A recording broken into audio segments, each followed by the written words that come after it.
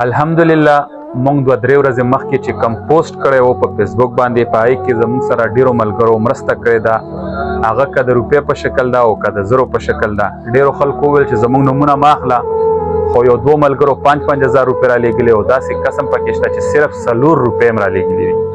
او الله دې دغه ټولو ته اجر ورکړي. ستاسو یو روپۍ انشاءالله د قیامت پر ورځ زه ذمہوار یم. په دې دنیا هم تاسو مانه بالکل تپوس کوئ، ستاسو حق دی چې تاسو زما روپۍ چېرته یوړئ. تاسو چې کومې پیسې مونږ ته راسینډ کړې دغه د ایزي پیسې لیست مې هم درته وښیلو. دا صرف مونږ ته 15,350 روپۍ راسینډ شوي دي. او دلته دا بل راغلو 19,530.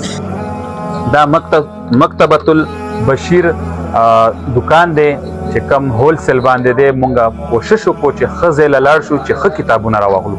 او تاسو ټولو ته هم دا پیغام ورکوو چې کله هم دغه شانتې د مرستې پیسې وي، د غریب یتیم پیسې وي، دا داسې ځای ته لاړ شئ چې هغه ښه ځای ته هم لاړ شي او تاسو نفع راوړئ، د هغه ځای نه تاسو نفع راوړئ. نو دا کابلې روډ دی. په کابلې روډ باندې د مکتبۃ البشیر پټي ټاور دی.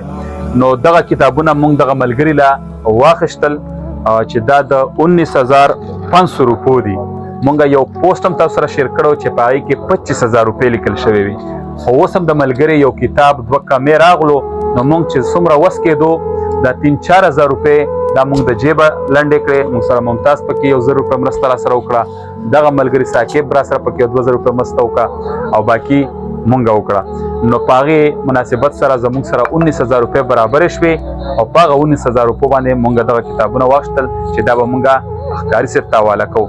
خو یو ریکویسټ، دغه کاري صاحب مونږ ته وویل چې زه ویډیو کې ځان نه راولم، ځکه چې ما مخکې هم داسې دغه کړي دي چې ملګرو ته مې ویل یار دوست لا چې ما ته ځان دغه مناسب نه ښکاري چې کنې ما په زکات یا په دغه کې نو به دا ستاسو صدقه وه. دا صرف په دغه نیت په دغه باندې چې صرف تاسو ته پته ولګي چې واقعي ستاسو پیسې مونږ بې ځایه نه لګولې، چې څه شي دپاره تاسو مونږ ته رالیږلې وې هغه شي په مقصد پرې مونږ پوره کړو. خدای په امان.